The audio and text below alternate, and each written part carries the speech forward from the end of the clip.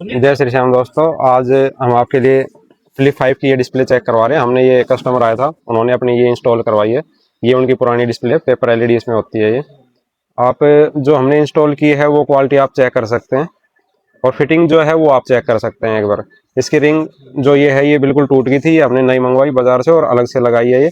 और ये बगैर रिंग के ये ऐसी आएगी। ये एक विद फ्रेम क्वालिटी आती है, एक विदाउट फ्रेम। तो विदाउट फ्रेम हमने ये इसके अंदर लगाई है, और कस्टमर का नाम था समीर भाई ने ये लगवाई है ओनली फॉर 18,000 रुपये में।